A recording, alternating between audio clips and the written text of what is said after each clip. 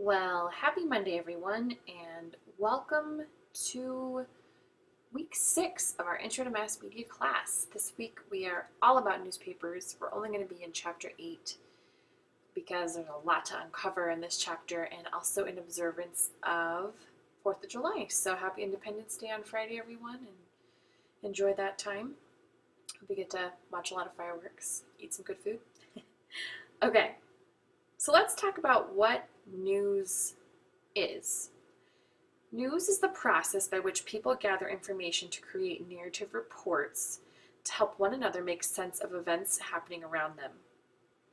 News shifted to a source for the masses with the advent of the printing presses, and the purpose of news is to fulfill our need to know or our gossip drive.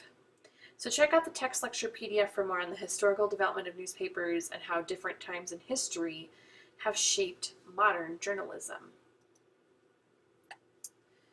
The format of a newspaper really doesn't vary from small to large papers. A certain portion of these papers, usually 1/2 to 2/3, is devoted to advertisements. The remaining news and editorial space is called the news hole, and this is the content produced in-house by reporters and editors, but also can be grabbed from other services such as wire services or other bigger papers that produce content to sell to other newspapers. Although a lot of a paper's merit rests on public opinion of the news and editorial content, the business and advertising concerns greatly dictate the survival of each paper. Let's talk about content creation and newsroom flow. Here's an example of a political cartoon you might find in a local editorial page.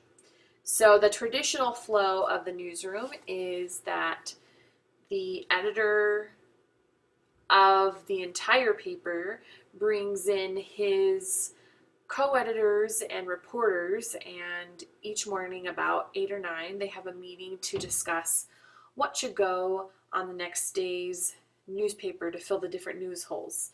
And ultimately the editor or the large publisher of the newspaper gets the final say of what is printed every day. But in this meeting, the reporters and the editors often debate what they think is important, what should go on the front page, what should be in some of the opinion columns, those types of things. And different newspapers work in different ways, but this is probably the most traditional format.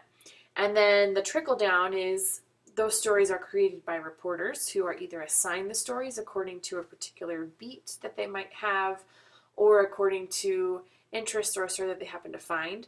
Or a lot of times the content is very driven by events that are happening. So, for a local paper like the Daily Camera or the Times Call, the focus is primarily should be on local content and locally produced content. But if a large national event like 9/11 or a tragedy happens, obviously that type of news is going to overtake local news for what's important for people to know. Now, the last 4 or 5 years have shown a great shift in how this news flow happens as more and more newspapers cut their staff. That means they are relying more and more on syndicated information. And so now if you picked up a copy of the Times Call or the Daily Camera or the Denver Post, you would see quite a bit of outside content written by the LA Times or New York Times or other newspapers like that instead of local content. You're going to still see some local stories, but just because of budget cuts, that's why you're not seeing as much local content as we were before. So newspapers in the US have always been private businesses, never government owned. And the newspaper chain ownership trend began in the 1890s. The trend of family-owned papers is definitely dwindling, and joint operating agreements established by the U.S. Supreme Court in the 1970s allowed for the acquisition of newspapers by larger media conglomerates in order to help papers stay open.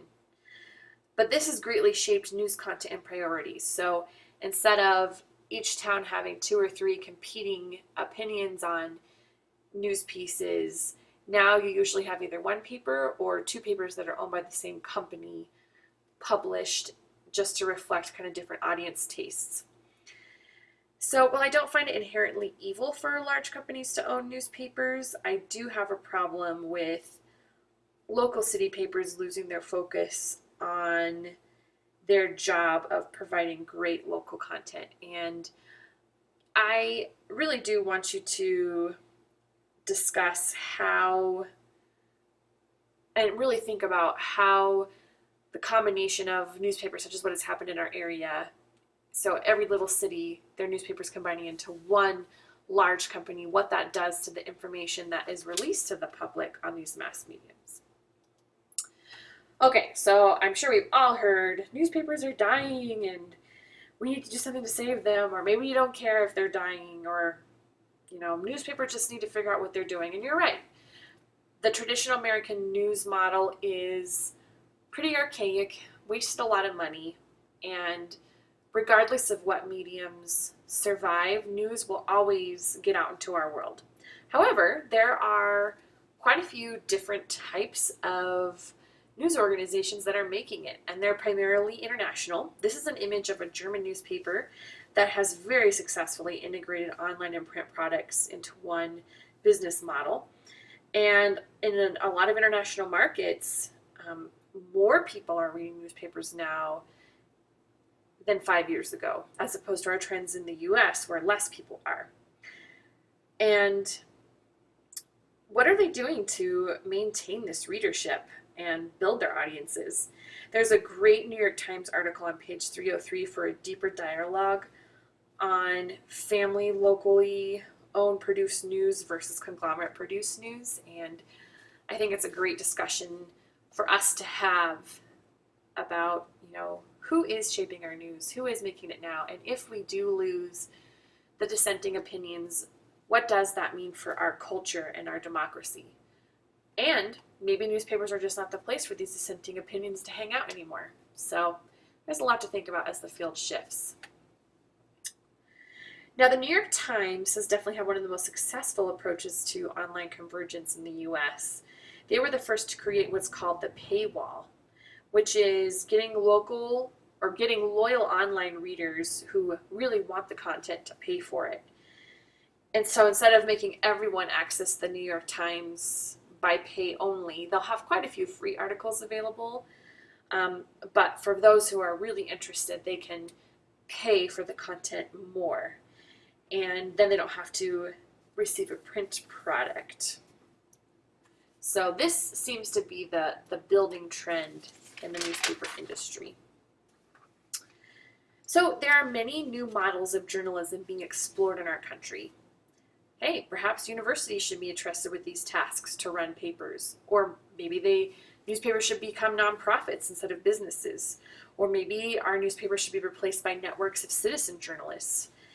And I'm sure I should admit my bias here. Being trained as a journalist, I don't think that there needs to be a certification or, a government control of journalism. However, I do believe in the skills that I learned in deciphering and presenting the news. And because of that experience, I feel like people like me who want to write news should receive training and possibly even join professional organizations to assure the ethics behind how news is reported. And I think that's the problem most journalists do have with citizen journalism, is that, we don't really know the ethical considerations behind people who start a blog. And as online companies are driven by a need for more solid content, they're going to keep looking for people who are really producing it and really trying to be as unbiased as possible in their sharing of news. And it's pretty interesting to see how Google and other online conglomerates like that are starting to produce their own news content in order to bridge the gap between, very little content or biased content and the real good meaty stuff that we all should probably be reading and listening to. You can argue about whether or not that exists, but somewhere, somehow, I believe that our need for news, our need for information will find a way through all of the failing business plans. There's a very interesting study in our book. I really liked it. It was the Columbia University study targeting the reconstruction of American journalism. So read that out and then answer with your thoughts on the future of journalism and newspapers in America at our discussion board for this week.